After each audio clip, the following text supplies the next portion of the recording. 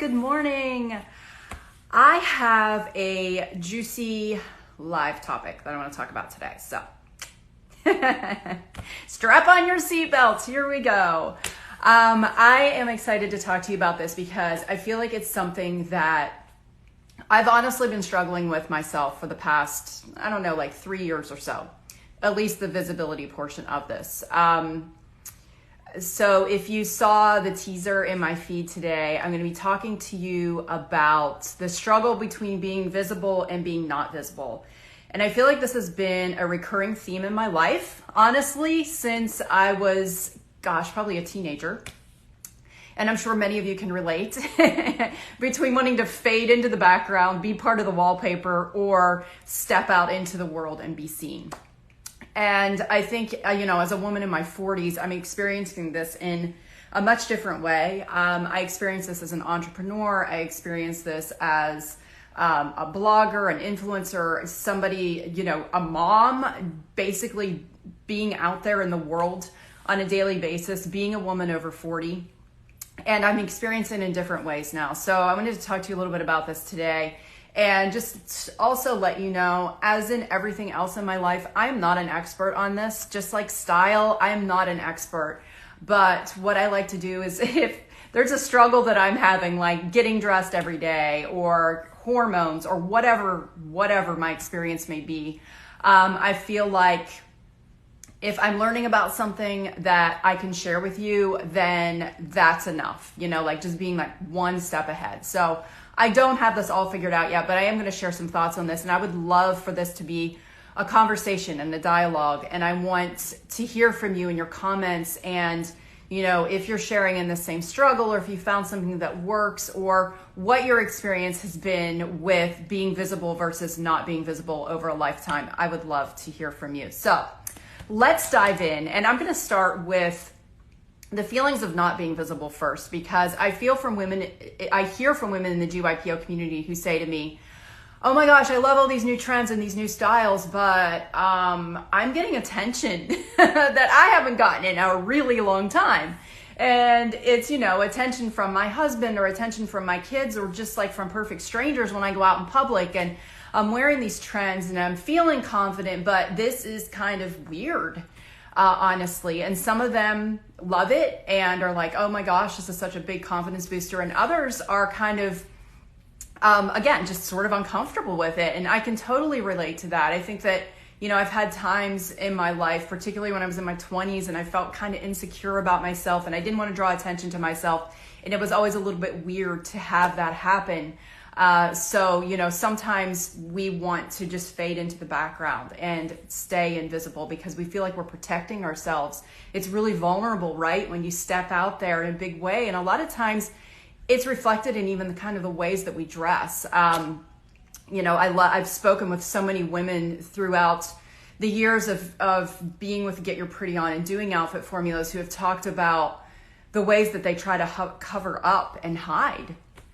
And, I know that in a sense that this is a way for us to feel safer, to feel more protected. And I myself do this in a lot of different ways from, sometimes from the way I dress to not showing up as myself on social media. I feel like I hid behind Get Your Pretty On for a really long time because I was afraid to step out as myself and it felt like a protective barrier to me. Whereas if I was being myself, and I was criticized or, got some negative piece of feedback, that there was that barrier there. There was a wall between me and the brand. Like Get Your Pretty On was my shield in a way. And now I feel like I'm stepping out more as myself and being more vulnerable. And the reason for that is about 3 years ago, I kind of went through a little bit of I don't want to call it a midlife crisis. It wasn't that per se. It wasn't that deep. But I kind of just went through this evaluation of where I was and what I wanted to be. And I came to this point where I realized that it was more uncomfortable to stay hidden than it was to step out and share my experiences. And I knew that I had all of these God-given things that I was supposed to be sharing. And I had this audience and followers, and it was such a blessing. Yet I was holding myself back and holding pieces of myself back, and that was uncomfortable to me. So it took a lot of courage. It took putting myself out there over and over again to really kind of get comfortable with it, to be able to do things like lives, which are still super nerve-wracking at times. I'm not going to lie. Like I've been doing them for years, but they still feel a little bit out of my comfort zone. And it all goes back to this whole visibility thing and the struggle between wanting to be seen and not wanting to be seen. And I feel like it's always kind of there. So, as I've gotten older, though, I think that one of the things that's made this easier is that I don't feel as visible as I used to. A few years ago, I told this story on a coffee chat before that I've done for the Get Your Pretty On community, and I went out to dinner with my daughter a couple of years ago, and the waiter just was like catering to her the whole time. And I mean, granted, she's beautiful. I understand this. It totally makes sense. But it was just a weird thing, a weird dynamic shift and change where I felt like, you know, I was paying for the meal. I was deciding on the tip, yet I felt like I was invisible at the table. Like even to the point, like he asked her if she wanted a refill on her drink and mine was empty and he didn't even ask me. So it was really just kind of an eye-opening experience at that time that I started to experience something that I had heard other women talk about. There used to be this blog I followed. It was called Not Dead Yet Style. And Patty is the blogger there. And she wrote this post that I want to share with you because it really sums up how I started to feel at that time. She said, common wisdom holds that at a certain age, women no longer garner the attention of men in public. We are still loved by our husbands and partners and told we are beautiful. But the world at large no longer sees us as noteworthy. I am not agreeing with this wholesale, just reporting what is commonly tossed around in popular literature.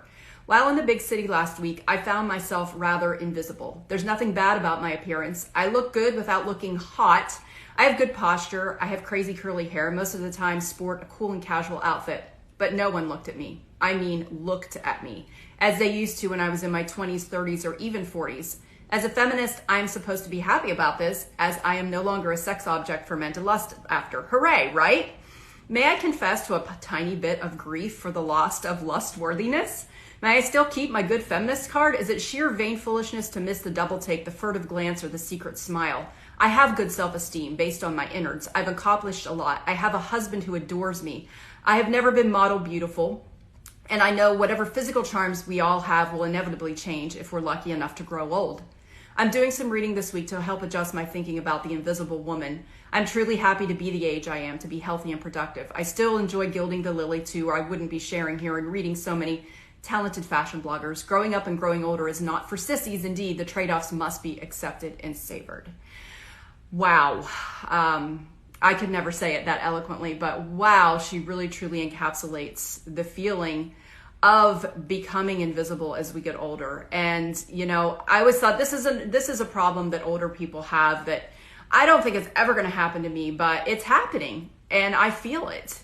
And if I'm going to be totally honest, you know, I've sat down and really thought about what does it mean to be valued in society? Like, you know, being a blogger has made me even more aware of this. Whenever I announced on my 40th birthday that I was turning 40, I lost more followers that day than I have ever lost. And this is 7 years ago. I wasn't blogging for long at the time, but I thought, did people think I was younger and they were surprised when I announced my age? Like, is my style advice not valuable anymore just because I'm an over 40 blogger? But I think the beauty in this, especially as a Gen X woman, is that we have the ability to change the narrative on this. Like, this is sort of our responsibility. And although I didn't originally start out this talk about addressing ageism and being over 40, it's truly about being visible.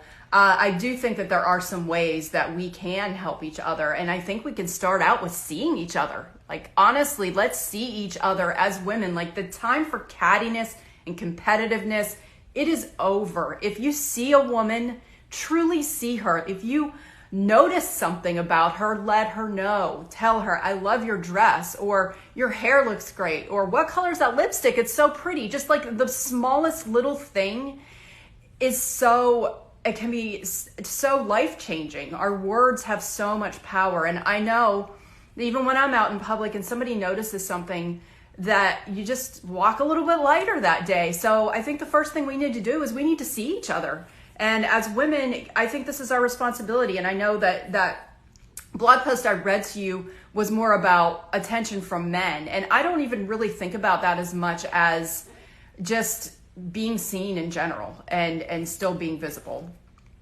So definitely also look at older women. Who is the generation above you? Make sure that you're seeing them. They might be struggling even more than we are. If you're in your 20s, your 30s, your 40s, 50s, 60s, 70s, I don't care.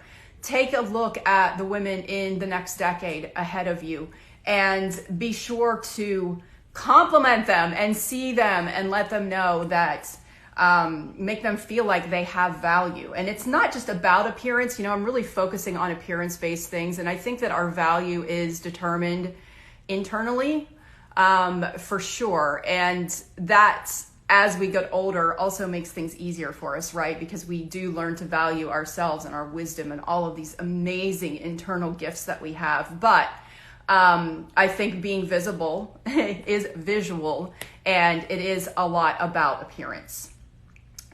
Give your money to brands that represent us. If you're over 40, I totally don't believe in boycotts, but I do believe in promoting what you love. So if you see yourself represented by a brand and they're not just representing the status quo, then absolutely give your money to that brand and give them some kudos and send them an email or DM and let them know. Follow influencers that are of different sizes, different shapes, different ages from you. Follow diverse bloggers, see other points of view. I think this is really important too, to just kind of open our eyes to support others who represent you. Staying relevant and staying active. I talk a lot about this because I think that, staying active and just really being plugged in with being relevant in society is super important too. And I'm not saying you need to be out there on TikTok and watching TikTok videos or anything like that, but just kind of being aware of what the trends are and, is particularly style related and the way that you style your hair, your makeup trends. I'm always encouraging my followers to, just really try new things because I think that really helps us to feel good about ourselves as well. Refuse to be unseen. Use your voice. That's right. Start a blog, start an Instagram, start a place where you can talk about these issues and the things that matter to you and the things that are important to you. Be seen. I think that this is one of the easiest things. And we live in a time and an age where it's easier than ever for us to have our voices be heard. We can all have a platform, and whatever's important to you and whatever experience you have, then step out there. And I know it's scary. I know how scary it is. I struggle so much with this. I am an INFJ. I want to hide, trust me. And being visible is one of the hardest things in the world, but it's also one of the most rewarding things. So definitely use your voice. Value yourself and others will follow suit. Again, it's something I can't stress enough of. People will treat you the way you teach them to treat you, and they will treat you the way you treat yourself. So definitely do the things, make decisions, have boundaries, all of the things that honor yourself, and stop people pleasing, honestly. Next up is be vibrant. I have a whole slew of advice when it comes to being vibrant as you get older. And I've talked a lot about this, anything from hormone therapy to, reinventing your wardrobe, whatever the things are that you need to do, skincare, healthcare, everything. It all comes together to help out with this visibility. Next tip is to avoid the thief of joy, which here I am. I'm the thief of joy today. It's social media. Curate your feed. If something makes you feel bad, don't follow it. Just don't. For any reason. Nobody says you have to follow something because it's popular. If it makes you feel like crap, don't do it. I used to wake up every morning and log on to Instagram and scroll through and compare myself and talk down to myself. And it was just the most horrific way to start the day. And it kind of just set the tone and made me kind of irritable. after that. So just be really careful about what you consume, about the media you consume, and that absolutely includes social media. And lastly, accept yourself where you are. Yes, there are so many gifts about every single age and stage in life. I am embracing facing 50 down the barrel in 3 years. I feel healthier than ever. I feel like my priorities are in the right place. I feel like I have time and energy, freedom, and all of these amazing gifts. And I just think it's going to get better from here because every single decade has gotten better. And that's really kind of it's this juxtaposition of, being younger and feeling insecure, but being kind of at your physical peak. And then as you get older and you get more secure in who you are, and knowing yourself better, that you're feeling less visible in society. But I just think that we can have it both ways. I really do. So absolutely just accept where you are, appreciate this time in your life, and know that it's okay not to look like your 20-year-old daughter because you still absolutely have value and worth. So this week, let's just pay attention to being seen and seeing others. Honestly, I think that's what it really comes down to, is see others and give them what you want to receive yourself. And also at the same time, value yourself and your experiences and know that you have worth and you have value. So that's all I got for you today. I'd love to continue the conversation, so please feel free to comment, and I'll be watching out for that and would absolutely love to talk to you about this a little bit further and take the conversation a little bit deeper. Have a good day.